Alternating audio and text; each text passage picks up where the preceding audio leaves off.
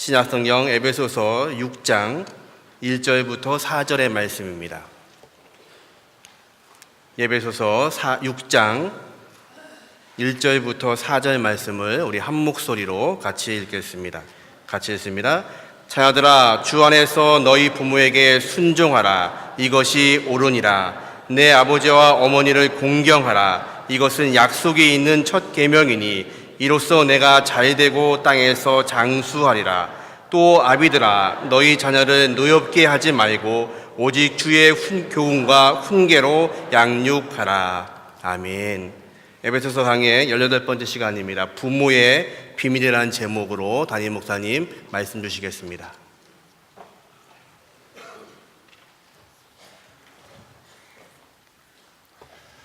오늘 종려주일 예배에 오신 여러분들을 마음다해 환영합니다. 오늘 종려주일입니다. 옆에 계신 분하고 인사 나누실 때 주님이 여러분의 가정에 입성하시기 바랍니다. 여러분의 삶 가운데 입성해 주시기 바랍니다.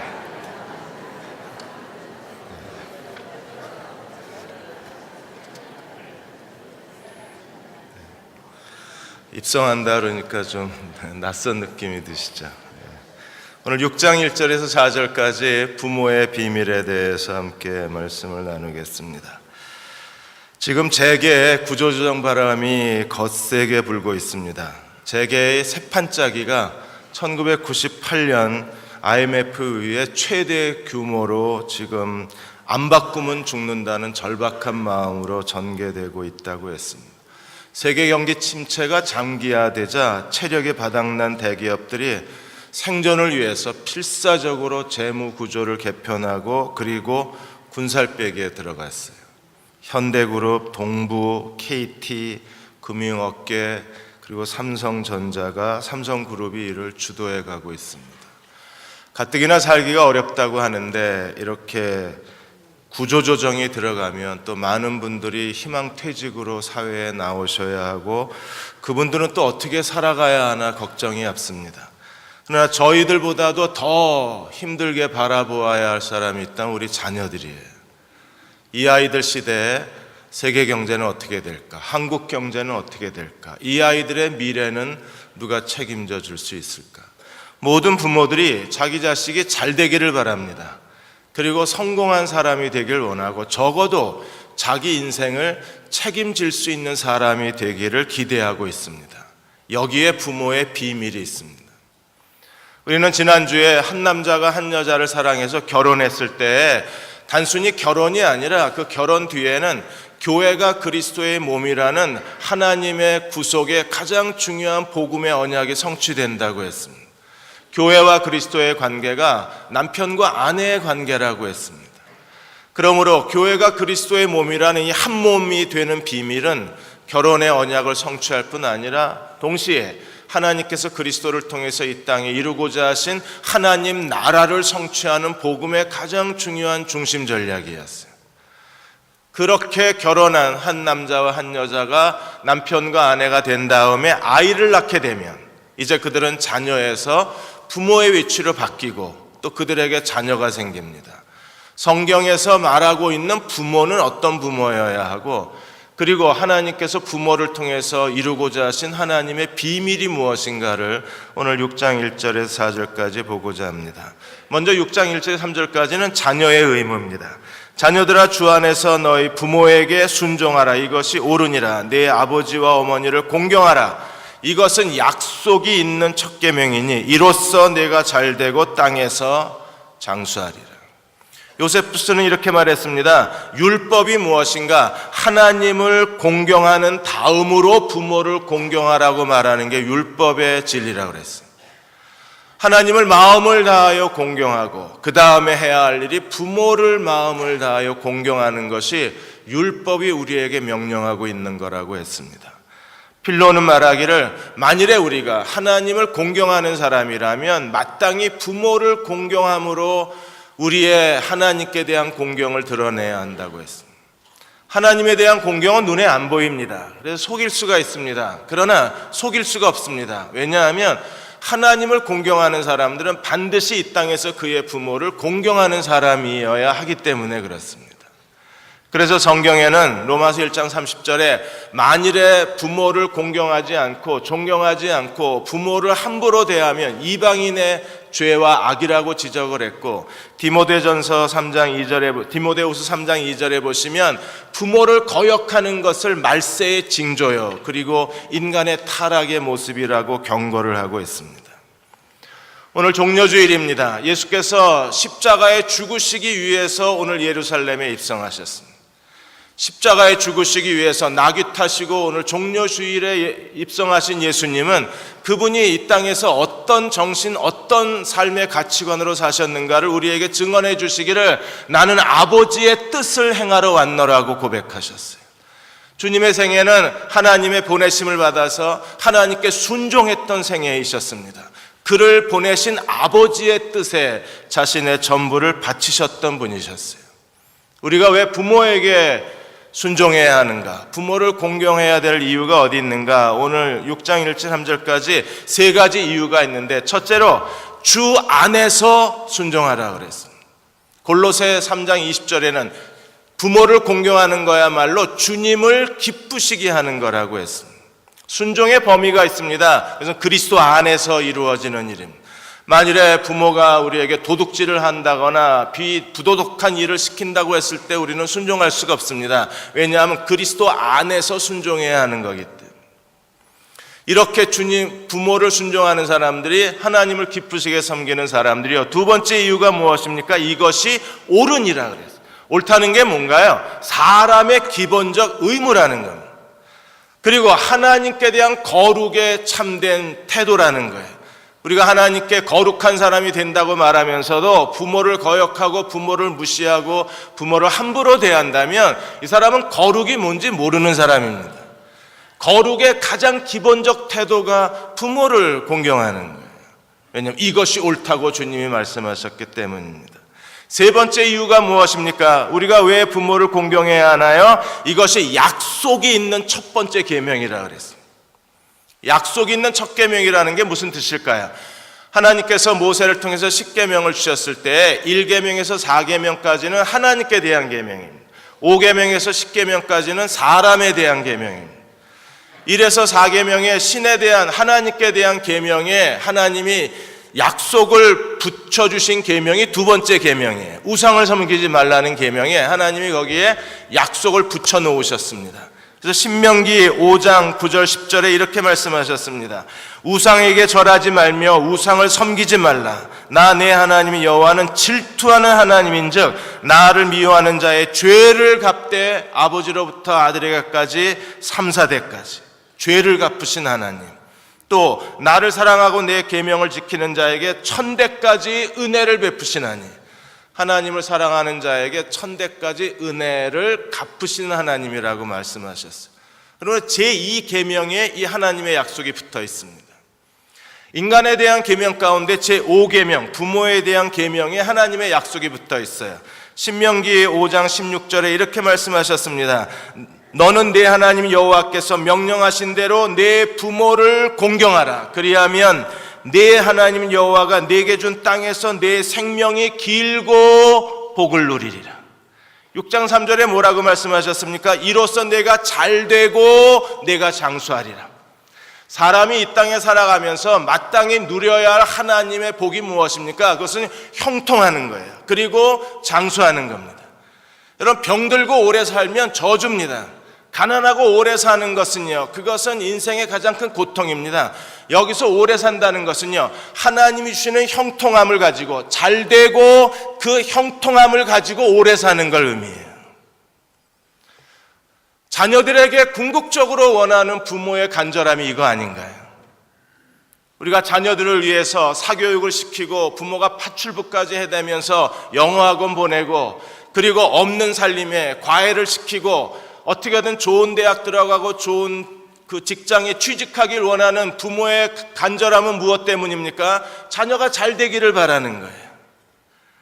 그리고 모든 사람들의 공통된 소망이 무엇입니까? 좋은 음식을 먹고 건강 그 약을 먹고 운동을 하고, 이 모든 인간의 궁극적인 기대는요, 오래 사는 것은. 그런데 잘 되고 오래 사는 게 어디로부터 시작합니까? 부모를 공경하는 데부터 하나님께서 이 하나님의 복이 시작이 되고 하나님의 약속이 시작된다는 거예요. 이게 약속의 첫 계명이라 그랬습니다. 그렇다면 첫 계명에 우리가 순종하지 못하면 두 번째 계명, 세 번째 계명이 없는 거예요. 그러므로 우리가 기대하는 모든 사람이 마음에 희망하는 잘되고 장수하리라, 이 하나님의 복이 어디서 시작되느냐 하면 부모로부터 시작이 되는 거예요. 그러므로 어떻게 하든지 우리는 부모를 공경함으로 하나님께서 주시는 이 네가 잘되고 장수하리라 이 복을 얻어내는 사람이 되어야만 합니다. 부모는 자녀들이 부모를 공경하고 존경할 수 있도록 부모가 인격적인 삶을 사셔야 돼요. 옛사람을 벗어버리고 새사람을 입어야 합니다. 그리고 하나님을 섬기는 진실함을 보이셔야 돼요. 누구보다도 인간적인 인간됨됨이의 진실성을 가지고 자녀들 앞에 사셔야 합니다. 그래서 자녀들이 부모를 사랑하고 공경하고 존경하는데 마음에 부족함이 없도록 해야 해요. 그게 부모의 의무입니다.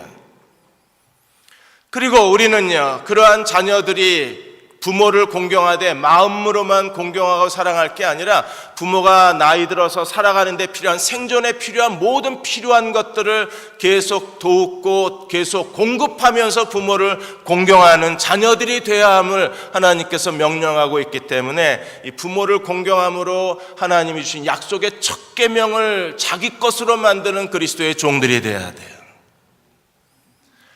어느 아버지가 5남매를 두셨습니다. 열심히 일을 하시고 사업을 하셔서 5남매를 다 대학 졸업시키고 그리고 결혼을 다 시키셨어요. 그리고 쓰러지셨습니다. 몇 년 동안의 병고에 시달리시다가 이제 어느 날 자녀들을 다 불러 모았습니다. 자녀들이 오면서 기대를 했어요. 이제 아버지가 죽을 때가 다 되니까 뭔가 유산을 상속시켜 주려나 보다. 내 유산은 얼마나 될까? 이러고 기대를 하고 왔는데 아버지가 누워서 이렇게 자녀들에게 얘기를 했습니다. 너희가 알다시피 내가 그동안 너희 키우느라 사업하느라 빚을 좀 많이 졌다. 한 7억을 빚을 졌다. 그래서 자녀들이 유산을 줄 줄 알았는데 아버지가 빚을 졌다니까 눈이 이만해졌어요. 그리고 말하기를 너희들 키우느라고 빚을 진 거니까 너희도 빚을 같이 갚아다오. 그리고 말씀하시기를 얼마나 도와줄 수 있는지 종이에 써라. 그리고 통장에 입금을 해라. 막내가 제일 가난했는데 그래도 막내가 부모를 사랑하는지라 자기가 할 수 있는 힘을 지나서 5천만 원 그럼 아버지 도와드리겠습니다. 그러자 첫째, 둘째, 셋째 할 수 없이 부시럭부시럭 하더니 1,500만 원, 2천만 원 이렇게 써냈어요. 그리고 다 얼굴이 굳어져서 돌아갔습니다. 몇 달이 지났습니다. 아버지가 다시 자녀들을 다 불러 모으라 그러자 이제는 부담이스러운 거예요. 아마 돈을 더 달래나 보다. 근데 아버지가 불러 모으더니 통장을 하나씩 내밀면서 그리고 아버지께 드리겠다고 써낸 그 종이를 내밀면서 너희에게 고마웠다. 너희가 내게 도와준 내 빚을 갚아준 돈의 정확하게 3배를 이 통장에 넣었다. 이게 너희 유산이다. 상속은 이게 끝이다. 지혜로운 아버지입니다. 자녀들이 부모를 얼마나 사랑하나, 부모의 인생의 무거운 짐을 나누어 지고 싶은 마음이 얼마나 큰가, 얼마나 부모에 대한 책임감이 있는가, 이걸 다 확인하고 부모의 애정만큼 아버지가 유산으로 되돌려준 거예요. 하나님 앞에서 부모가 해야 할 가장 중요한 일은 자녀가 자녀의 의무를 다하도록 도와주는 겁니다. 자녀의 의무가 뭐라고 그랬습니까? 부모를 공경하고 존경하는 거예요. 여러분, 자녀가 부모에 대해서 존경할 수 있는 그런 삶을 사셔야 돼요. 그래야 우리 자녀들에게 길을 열어주는 겁니다. 만일에 그렇게 살지 못했다면 그래도 우리가 자녀들에게 요구해야 합니다. 나는 그렇게 살지 못했지만 너를 위해서 부모를 공경해다오. 부모를 존경해다오. 왜? 네가 그래야 하나님이 너에게 네가 잘되고 땅에서 장수하리라 약속이 있는 첫 계명을 부모에 두셨기 때문에 네가 나를 싫어해도, 네가 나를 거부해도, 네가 나를 원치 않아도 너는 부모를 존경해야만 된다. 너 자신을 위해서. 그렇게 자녀들에게 말할 수 있는 부모가 되어주셔야 돼요. 부모들은 이 자녀들이 부모 공경과 존경의 의무를 다하지 않기 때문에 자녀를 키워놓고도 자녀들에 대해서 마음을 닫아야 하고 실망하는 부모님들이 우리 주변에 많이 있습니다. 오래전에 SBS 창사 2주년 때에 어디로 가나 특집 드라마가 방영된 적이 있었습니다. 교장 선생님이 4남매를 키웠습니다. 그리고 어느 날 갑자기 쓰러져서 하반신 마비가 됐습니다. 아내는 일찍 죽었습니다. 이럴 때 사남매가 서로 이제 아버지를 모시고 가야 되는데 그 핑계를 대는 거예요. 큰딸은 뭐 자기가 해외 지사 근무라 못하겠다 그러고, 의사인 큰아들은 자기가 지금 그 집에 친정 어머니를 모시고 있기 때문에 장모님을 모시고 있어서 못 모신다 그러고, 또 둘째는 대기업 이사인데 자기는 지금 아내가 고등학교 교사하다가 고액 가해를 집에서 하기 때문에 아버지를 모실 수 없다 그럽니다. 그리고 큰아들이 제안을 합니다. 집을 한 채 사서 간병인을 두고 아버지를 거기에 모시자고. 다 긍정을 하는데 막내가 이런 그 누나 형의 모습을 보고 분노해서 그러면 아버지 내가 모시겠다고. 그러자 아내가 뒤에서 뒷덜미를 잡습니다. 네 맘대로 하냐고. 그래서 드라마 제목이 어디로 가나요? 갈 데가 없어요, 부모님들이. 하나님 앞에서 다시 가정이 회복되어야 하고 자녀가 부모를 공경하는 가정이 돼야만 우리는 하나님이 부어주시는 내가 잘되고 장수하리라, 이 하나님의 약속의 축복 안에 거하는 가정이 될 수가 있는 거예요. 부모를 더 이상 사랑할 수 없다고 생각되어졌을 때 그래서 우리에게 믿음이 필요한 겁니다. 사람의 인내와 사람의 애정을 가지고 부모를 공경할 수 없다면 이제는요, 믿음을 가지고 해야 돼요. 그리스도가 도와주실 것입니다. 사람의 힘으로 되지 않지만 우리가 성령의 충만함을 받아서 성령이 주시는 은혜로 우리는 어떤 부모라도 공경하고 어떤 부모라도 존경할 수 있어야 돼요. 왜? 하나님의 명령이기 때문입니다. 갈라디아서 5장 16절에 내가 너희에게 이르노니 성령을 따라 행하라, 그리하면 육체의 욕심을 이루지 아니하리라. 육체의 욕심을 이루지 아니하고 성령을 따라 행하는 사람들, 그들이야말로 이 땅에서 부모가 어떤 부모든 간에 끝까지 부모를 사랑하고 존경하고 순종함으로 하나님의 축복의 언약 안에 거하는 사람이 될 수 있을 것입니다. 여러분, 며칠 전에 중국에서 아버지가 13살 된 딸을 흉기로 살해한 사건이 일어났습니다. 이 딸을 죽인 이유가 이 딸이 평소에 한국의 아이돌 엑소 그룹 그 아이들을 좋아했는데 매일 밤 늦게까지 인터넷으로 한국 드라마 보고 한국 가수들 동영상 보고, 아버지가 얼마나 답답하겠습니까? 야단을 쳐도 그때뿐이지 또 이 아이는 계속 인터넷을 켜고 한국의 아이돌 가수 음악을 듣거나 드라마에 빠져 있었어요. 그러다가 어느 날 이 아버지가 딸이 돈만 생기면 아니면 친척들에게 돈을 달라고 그래서 뭐 이 연예인들의 여러 가지 용품 사고 사진 사고 이게 아주 답답하니까 이제 딸을 야단을 치고 딸에게 질문을 했습니다. 그럼 부모님 이런 질문 하지 마십시오. 대답은 뻔합니다. 너 엑소가 좋냐 아빠가 좋냐? 당연히 엑소가 좋아요, 아이들은. 그러자 아버지가 화가 난 거예요. 그러면 엑소가 네 인생에 중요하냐 아빠가 중요하냐? 당연히 아이들은 엑소가 중요합니다. 그러자 부모는 뭐냐 이러고 순간 분을 참지 못하고 애를 때리다가 결국에 애를 살해해버린 거예요. 부모도 자녀들에게 자녀를 온전히 사랑할 수가 없고 자녀들도 부모를 마음을 다해서 사랑할 수 없다면, 그로 인하여 가정이 계속 서로에게 부담과 불편함을 주는 가정이라면 우리는 하나님의 이 언약을 어디서 찾아야 할까요? 그러므로 우리는 믿음으로 하나님을 의지하고 무릎 꿇고 주의 도우심과 하나님의 성령의 도우심을 받아서 우리 가정이 부모를 공경하고 존경하는 가정으로 주 앞에 서야만 합니다.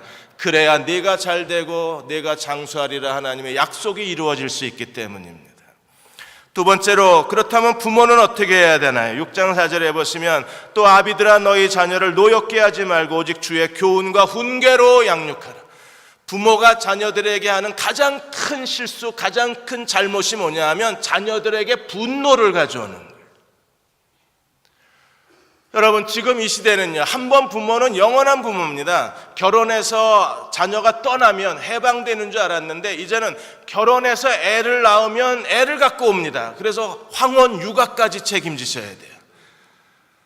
이제는 허리가 아프고 관절염 때문에 온마디가 고통스러운데도 손주, 손자, 손녀를 다 키워주셔야 합니다.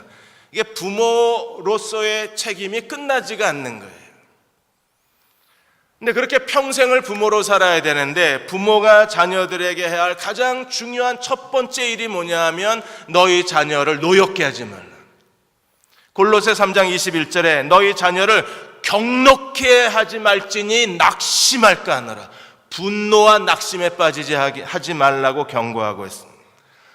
우리가 어떤 행동들이 부모의 어떤 말투나 어떤 행동이나 어떤 행동들이 어떤 모습들이 자녀의 마음에 크게 상처를 주는 때가 있어요. 여러분, 자녀의 마음에 상처를 주고 분노를 일으키는 언행을 삼가해야 되는데 부모가 그걸 몰라요. 내가 이렇게 말하면 아들, 딸들이 상처를 받고 내가 이렇게 말하면 아들, 딸들이 분노하고 내가 이렇게 말하고 행동하면 아들, 딸들이 그것 때문에 실망할 수도 있는데 부모는 모르는 거예요.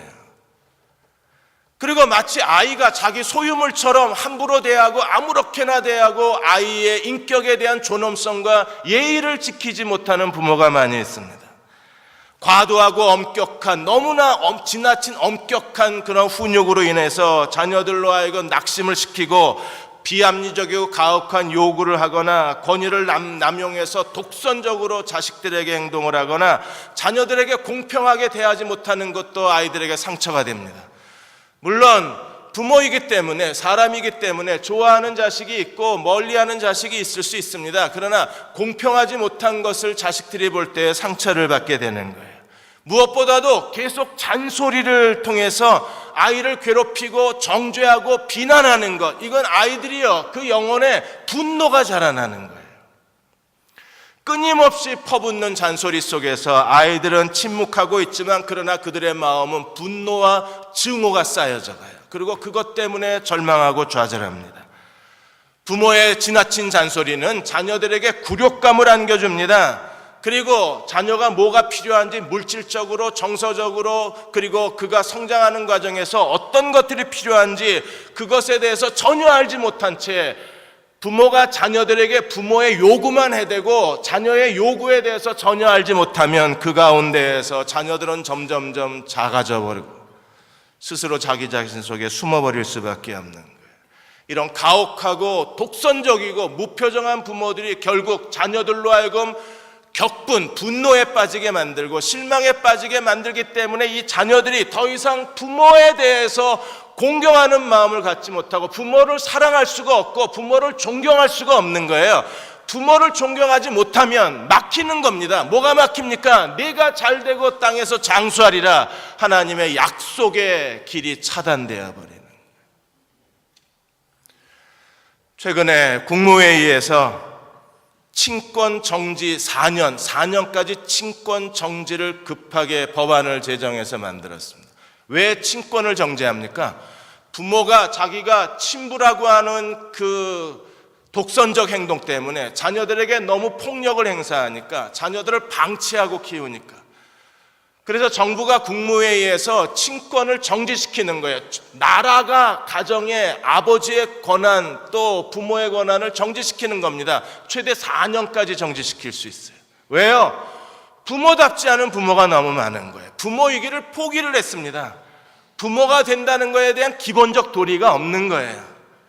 그냥 어쩌다 한 남자 만나서 결혼하고 한 여자 만나서 결혼하고 부모가 될 마음의 준비도 없이 애를 낳고 아이를 낳고 부모 노릇을 하려고 하다 보니까 이게 부모 노릇하기가 싫은 거예요. 어떤 부모는요, 너무 지나치게 과잉보호를 하고 어떤 부모는 너무 지나치게 아이를 방임을 합니다. 며칠 전 뉴스에도 나왔잖아요. 아이들이 거의 쓰레기통이 다 된 그 쓰레기통 속에서 자라는 아이들. 그걸 정부가 어떻게 규제를 할 수가 없는 겁니다. 또 어떤 부모는 너무 경쟁의식에 사로잡혀서 아이를 공부 기계로 만들어서 성공하는 아이가 되라고 뒤에서 몰아붙이는 부모도 있습니다. 이런 부모들의 삐뚤어진 모습 속에서, 부모들의 그릇된 가치관 속에서 아이들은 좌절하고 절망할 수밖에 없는 거예요. 대구교육청에서 초등학교 방과 후 돌봄학교 교실에 교육청 관계자하고 장학사가 방문을 했습니다. 밤늦은 시간이었습니다. 그 장학사가 물어봅니다. 아이한테, 그 중에 한 아이한테, 너희 엄마는 회사가 몇 시에 끝나셔서 너를 몇 시에 데리러 오냐고 물었어요. 그러자 이 아이가 갑자기 발작하듯이 소리를 질렀습니다. 우리 엄마는 회사 안 다녀요. 우리 엄마는 집에서 놀아요. 집에서 놀면서 아이를 방과 후 돌봄학교에 보낸 거예요. 애가 그걸 아는 거예요. 그러니까 아이가 분노하고 그런 엄마에 대해서 그 아무렇지도 않게 질문한 장학사의 질문에 애는요 거의 경기하듯이 소리를 지르는 거예요. 대구교육청이 이래서는 안 되겠다고 해서 한 달에 한 번 도시락 데이를 정했습니다. 엄마표 도시락을 싸주라는 거였어요. 가정통신문을 보내고 그리고 교육청 게시판에 이 엄마표 도시락 데이에 대한 공고문을 올렸습니다. 즉각적으로 엄마들에게 반박글이 올라왔습니다. 너 밥 해봤냐? 도시락 싸는 게 얼마나 어려운 줄 아느냐? 왜 이런 귀찮은 거 아느냐? 그렇게 할 일이 없냐? 자기 자식 도시락 싸주자는데 엄마들이 거기에 반박을 하는 거예요. 여러분, 오늘 우리 사회가 이렇게 가정이 무너져 버렸습니다. 부모의 권위가 사라져 버렸습니다. 더 이상 부모가 부모이기를 포기해 버린 겁니다. 이런 시대 가운데서 자녀들이 어떻게 부모를 공경할 수 있을까요? 잔 메가더가 하나님의 방식으로 사람 키우기라는 책에서 만일에 자녀를 실망시키고 자녀를 분노케 만드는 부모가 있다면 그 부모는 자녀들로 하여금 제5계명을 범하게 한 죄예요. 그리고 그 부모는 에베소 6장 4절을 범한 죄이기 때문에 온 집안이 범죄자 집안이라 그랬어요. 잔 메가더는 기독교 가정이 심각하다고 했습니다. 왜냐하면 주의 이름을 부르는 믿음의 부모가 자녀들 앞에서 위선적으로 살고 이중적으로 살고 제대로 그리스도인답게 살지를 못하니까 부모의 위선을 보고 자란 아이들은 기독교에 대한 분노, 부모에 대한 분노와 기독교에 대한 증오심마저 마음에 자라나서 이 아이들이 교회 세대의 중심이 됐을 때 아이들은 교회를 떠나버린다는 거예요. 그리고 교회는 냉각시대에 빠진다는 겁니다. 지금 미국의 상황이 그래서 이루어진 일이라. 우리는 하나님 앞에 부모로서의 의무를 다해야 돼요. 그래야 자녀들이 자기 의무를 다하게 됩니다. 그렇게 되면 하나님께서 말씀하신 잘되고 땅에서 장수하리라는 언약이 우리 가운데 이루어질 수 있을 거예요. 자녀를 분노하게 하지 말라고 말씀하시고 또 하나 중요하게 말씀하신 게 뭐예요? 주님의 정신으로 주의 교훈과 훈계로 양육하라 그랬어요. 예수께서 그의 교회를 양육하듯이 부모는 자기 자식을 양육해야 합니다. 무엇을 가지고요? 주님의 말씀과 그리고 주님의 징계를 가지고 연단과 가르침을 가지고 뭐 하라는 얘기입니까? 우리 자녀들을 하나님 말씀으로 주님의 제자로 양육하고 주님의 제자로 키우라는 겁니다. 그러므로 모든 믿음의 부모들은 하나님의 말씀을 가지고 주님의 가르침을 가지고 매일매일의 삶에서 자녀들을 주님의 제자로 이 시대에 살아가도록 돕는 교사가 돼야 되고 인도자가 돼야 되고 안내자가 돼야 돼요. 복 있는 사람 한 주간 하셨습니까? 이 복 있는 사람은 지혜롭게 잘 활용하시는 부모들은 자녀들과 매일 30분 정도 성경을 펴놓고 함께 말씀을 공부하면서 이 자녀들을 주님의 제자로 양육해낼 수 있어요. 우리가 하나님의 말씀으로 자녀를 가리키는 게 부모의 의무입니다. 유대교회 보십시오. 하나님 말씀을 가리키는 것에 대해서 가정의 부모들에게 명령을 했습니다. 하나님 말씀을 회당에서도 배울 수 있고 학교에서도 배울 수 있지만 궁극적으로 하나님 말씀을 앉을 때든 일어설 때든 자리에 누웠을 때든 길을 갔든 모든 시대의 모든 활동에 있어서 부모가 자녀들에게 하나님 말씀을 부지런히 가르치라고 명령하고 있기 때문에 그러므로 하나님의 말씀이 아이의 영혼에 스며들고 하나님 말씀이 아이의 본능이 되고 아이들이 하나님의 언약의 아들로 살아가게 만드는 건 부모의 책임인 거예요. 오늘 우리가 그런 책임을 하나님께 받았습니다. 그러므로 온 마음을 다해서 자녀들에게 주님의 사랑을 보여주고 하나님의 사람이 어떻게 산다는 걸 본으로 보여주고 행동으로 보여주고 그것을 따라오게 만들어줘야 돼요. 명성교회 장로님 중에 한 분이 지금 대기업 회장님이신데, 이분이 자기가 이렇게 성공한 기업인이 될 수 있었던 비결을 가정에 있다고 말씀하시면서 아버지에 대한 간증을 하셨습니다. 아버지가 되게 엄하셨어요. 그리고 어렸을 때는 많이 때리셨던 것 같아요. 그러니까 맞으니까 아버지가 싫은 거예요. 아버지가 멀어지고 아버지에 대한 두려움이 생기고, 어느 날 등록금을 주고 학교에 가다가 갑자기 뛰쳐나가고 싶은 충동이 일어났습니다. 그래서 등록금을 두고 가출을 해버렸어요. 친구하고 3일 동안에 등록금을 가지고 정말 신나게 잘 썼습니다. 돈이 딱 떨어지니까 아버지 얼굴이 여기에 보이는 거예요. 여기 아버지 얼굴이. 죽었구나 싶더랍니다. 용기가 없어서 친구 집에 있으면서 아버지를 가서 이 사실을 얘기를 해야 되는데 자신이 없는 거예요. 그러던 어느 날 아버지가 어떻게 알았는지 수소문을 해서 아들 있는 데로 찾아왔습니다. 얼굴도 쳐다보질 못합니다.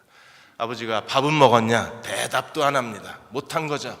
그러자 밥 먹으러 가자 이러고 부산시장에 데리고 가서 밥 먹으면서 아버지가 다정하게 잘 지냈냐, 뭐 힘든 일은 없었냐, 뭐 친구들은 잘해주냐. 이제 아들은 조마조마한 거예요. 등록금은 어쨌냐 이러면 이제 일이 터지는 건데, 웬일인지 밥을 다 먹을 때까지 등록금은 어쨌냐 이 말을 안 하는 거예요. 아버지가 덮어버린. 그리고 집에 가자고 말하는 아버지 얼굴을 그때 비로소 용기를 내서 아버지 얼굴을 정면으로 쳐다봤는데 부드럽게 미소를 짓고 있는 거예요. 그러자 아버지에 대한 증오, 그동안의 분노, 오해, 섭섭했던 게 싹 녹아지고 그날 결심을 했대요. 나는 아버지의 아들로 살겠다고 결심을 했대요. 그리고 나니까 성적도 좋아지고 모든 일에 자신감이 생기고, 웬일인지 잘 풀려서, 뭘 잘 풀려요? 하나님이 형통케 하시겠다고 약속했는데, 그래서 지금 대기업 회장까지 올라간 거예요.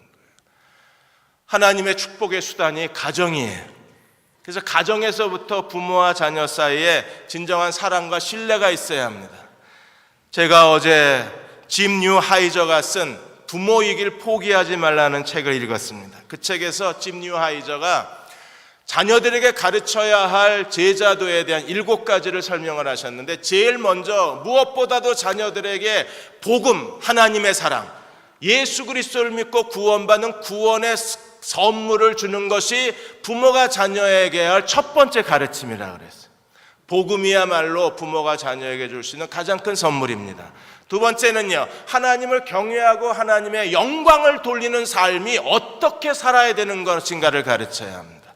세 번째는요, 자기 자신보다 남을 더 배려할 줄 아는, 남을 생각할 줄 아는 사람으로 그 정신을 키워줘야 하고, 네 번째로 지혜와 겸손으로 대화할 줄 아는, 의사소통할 줄 아는 사람으로 키워내야 한다고 했습니다. 다섯 번째로, 요즘 젊은이들이 성이 쾌락화되고 결혼에 대한 신비로움을 잃어버렸으니까 성과 결혼에 대한 올바른 성경적 가르침을 주라고 그랬습니다.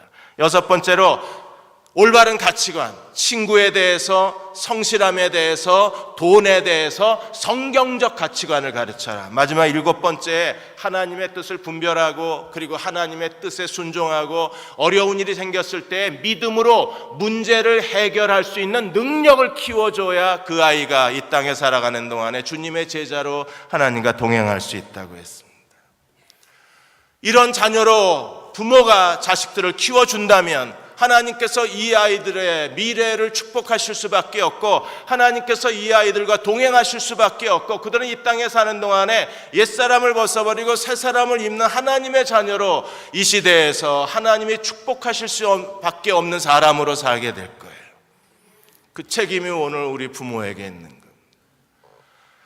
여러분들이 지난 한 주간 동안에 그 칠곡과 울산의 계모가 의붓딸을 죽인 사건에 대한 법원의 판정 때문에 여러분도 마음에 많은 분노가 있었을 줄 압니다. 아동학대에 대한 처벌이, 애를 밟아 죽였는데도 겨우 법정이 선언할 수 있는 최고형이 10년, 15년. 도대체 대한민국 법이 왜 이러냐? 분노한 엄마들이 피켓에 사형이라는 글자를 쓰고 법정 앞에서 시위를 해야만 했었습니다. 작년 연말에 국회에서 이 아동학대 특례법이 통과되긴 했습니다. 이 특례법에 의하면 무기징역까지 줄 수 있어요. 그런데 올 9월부터 이게 시행입니다. 애를 죽였어도 상해치사죄밖에는 적용을 할 수가 없는 거예요. 미국 같은 경우에는요, 아동 성범죄자에 대해서 이번 주에 아동 성범죄자에 대해서 미국은 몇 년을 언도했습니까? 240년을 언도했습니다. 이건 살 가치가 없다는 거예요. 살아서는 안 된다는 겁니다. 시체가 돼도 감옥에서 꺼내지 말라는 거예요.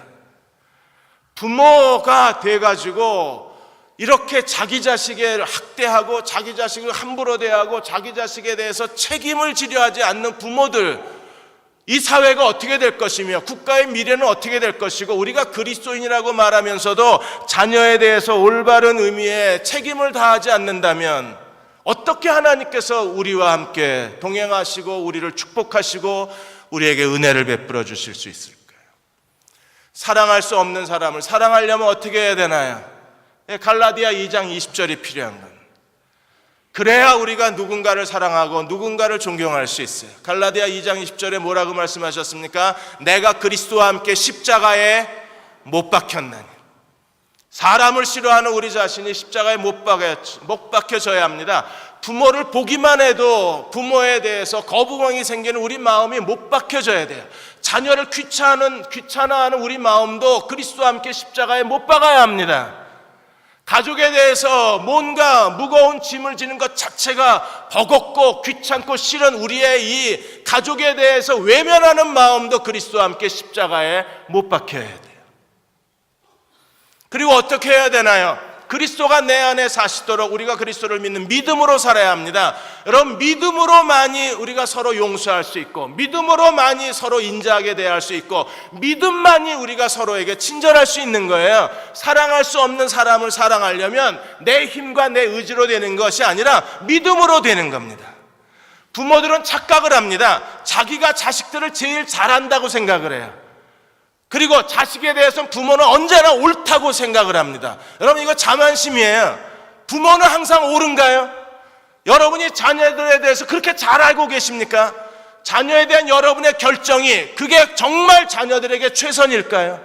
만일에 부모가 잘못 결정을 내리면 아이들의 미래는 어떻게 되는데요?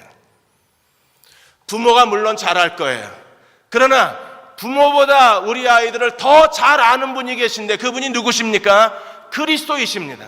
그러므로 그리스도가 여러분의 자녀의 미래를 결정하게 하고, 그리스도가 여러분의 자녀의 미래의 안내자가 되게 해야 하고, 그리스도가 우리의 자녀들을 곁에서 돕는 자로 우리가 주님을 의지해야 되는 거예요. 나만 항상 옳다고 생각하고 내 자식은 내가 잘한대요. 그러니까 자식들도 이런 부모에 대해서 반발하는 겁니다. 부모에 대해서 감사할 줄도 모르고 고마워할 줄도 모르고 매사에 부모에게 불평하고 투덜거리는 아이들, 이대로 그냥 가야 되나요? 아니요. 우리는 다시 가정이 회복되어져야 합니다. 그러기 위해서는 우리 옛사람이 그리스도와 함께 십자가에 못 박혀야 하고, 우리가 모든 일에 그리스도를 의지하고 그리스도께 기도하고 그리스도를 믿는 믿음으로 서로를 사랑할 수만 있다면, 우리 안에 진정한 가족들이 먼저 그리스도로 옷 입고 서로를 용서로 대할 수 있고 사랑으로 대할 수 있다면 하나님 우리 가정을 회복해 주실 것입니다. 그리스도로 옷 입어야 할 가장 중요한 성소는 우리 가정이에요. 가정에서부터 서로 인자하게 여기고 서로 불쌍히 여기고 서로 친절하게 하고 서로 용서해야 합니다. 한 고등학생이 2줄의 편지라는 글을 하나 썼습니다. 그 편지는 이렇게 시작합니다. 어릴 적부터 아버지는 술에 취해 사셨다. 술에 취했다 하며 어머니에게 화를 내고 어머니에게 손찌검까지 했다. 내가 고등학생이 되던 해 아버지는 관절염이 더 심해져서 더 이상 일을 할 수 없게 되었는데 그때부터 매일 술에 빠져 살았다. 일을 할 수 없으니까 아버지의 실망감 때문에 아버지는 점점점 알코올 중독자가 되는 거예요. 그러던 어느 날 학교 끝나고 오니까 아버지가 술에 취한 채 어머니에게 폭언을 퍼붓고 폭력을 행하고, 그래서 딸이 소리를 지릅니다. 도대체 엄마한테 왜 그러냐고, 제발 그만 좀 하라고, 언제까지 이럴 거냐고 아버지에게 소리를 지르자 아버지가 딸한테 엄마 불쌍한 사람이니까 엄마한테 너희는 잘해라, 아빠부터 잘해, 이러고 소리를 질렀어요. 그랬더니 아버지가 그때부터 술을 안 마시는 거예요. 근데 딸이 이미 마음에 상처를 입었기 때문에 아빠하고 같이 밥도 안 먹고 학교 들어가면 방에 들어가고 인사도 안 하고 5일째 되는 날 아버지가 다시 술을 먹는 거예요. 겨우 4일 버티고 5일째 다시 술을 먹습니다. 학교 돌아오니까 엄마가 딸한테 아빠 방에 좀 들어가 봐라. 나 더 이상 아빠 보지 않을 거니까 나한테 아빠 얘기하지 말라. 그래도 제발 좀 들어가 보라고. 엄마가 하도 안절부절하니까 할 수 없이 딸이 아빠 방문을 열고 들어갔는데 이미 술이 취해서 잠이 든 거예요. 잠든 아버지 얼굴을 보니까 갑자기 서글픈 마음이 들었습니다. 머리는 하얗게 새고, 그리고 손은 가늘해지고, 손등에는 핏줄이 돋아나오고, 얼굴은 푹 파이고, 눈가에 주름은 굵게 지고, 갑자기 눈물이 핑 도는 겁니다. 나오려고 그러는데 아버지 머리맡에 종이 쪽지가 하나 있어요. 종이 쪽지를 집었는데 얼마나 그걸 손에 들고 다니셨는지 꼬깃꼬깃해진 겁니다. 그 종이 쪽지를 폈는데 그 종이 쪽지에 아버지가 딱 2마디를 쓴 거예요. 막내에게. 아버지가 초등학교를 제대로 못 나왔습니다. 미안했다. 그걸 써놓고 그동안에 딸한테 이걸 전해주려고 계속 딸이 학교에서 돌아오면 마루를 서성서성거리신 거예요. 이 쪽지 전해주려고. 모든 아버지 마음이 그렇지 않을까. 저희도 자식들한테 미안하다고 말하고 싶을 때가 많지 않나요? 또 자녀들은 부모에게 미안하다고 말하고 싶잖아요. 그리고 그 쪽지 옆에는 초코파이 하나가 다 부셔진 채 있었습니다. 딸한테 그거 전해주려고 아버지가 주머니에 놓고 뭔가 계속 부스럭부스럭거렸던 소리가 들린 기억을 딸이 해내는 거예요. 아, 그 부스럭거렸던 소리가 초코파이라는 걸 이제 아는 거예요. 이번 주간에 고난주간입니다. 주님이 우리를 용서하신 그 용서의 사랑을 가지고 우리가 부모에게 미안하다고 고백하고, 우리 자녀들에게 내가 좋은 부모가 되려고 했는데 너에게 좋은 부모가 되지 못해서 미안하다고 말할 수 있다면 하나님이 저희 가정을 다시 회복해 주지 않을까요?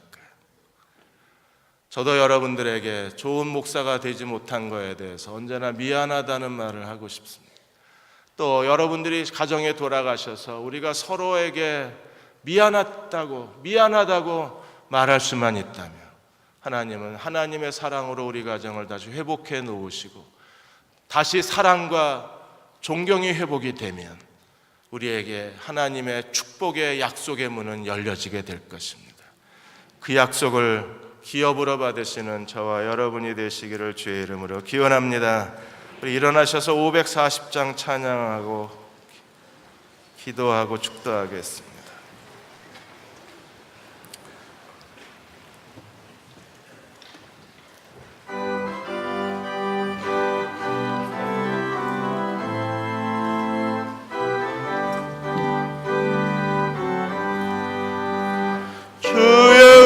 성을 내가 들으니 사랑하는 일세 믿는 마음으로 주께 나오니 나를 영원하소서. 내가 매일 십자가 앞에 더 가까이 가오니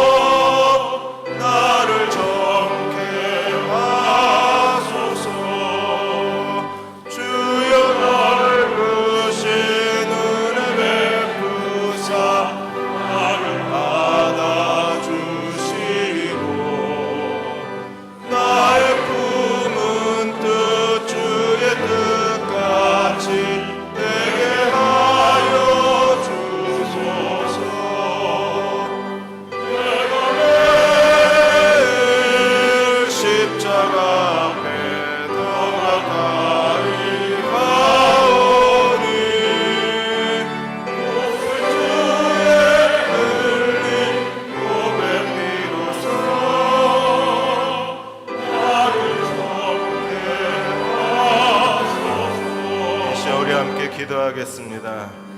하나님, 우리를 십자가 앞에 더 가까이 데려가 주십시오. 그리스도의 보혈과 주님의 사랑을 기억하게 하여 주셔서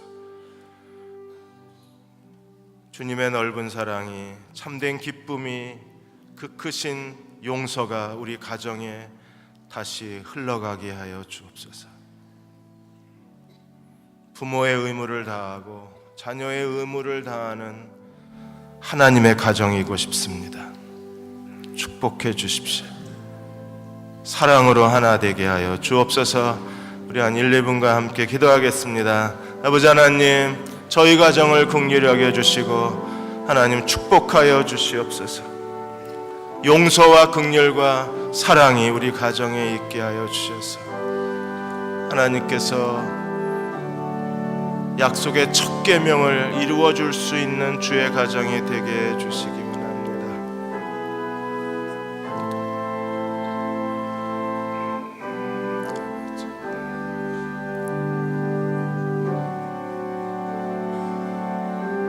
주님, 그렇게 해 주옵소서.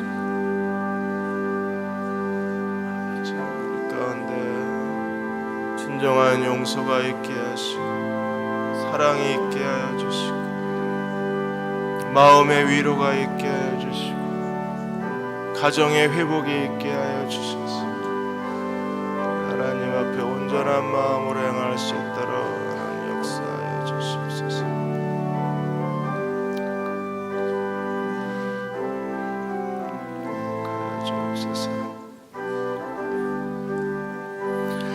우리 구주의 넓은 사랑을 측량할 자 없으며 우리 구주의 넓은 사랑을 측량할 자 없으며 주가 주시는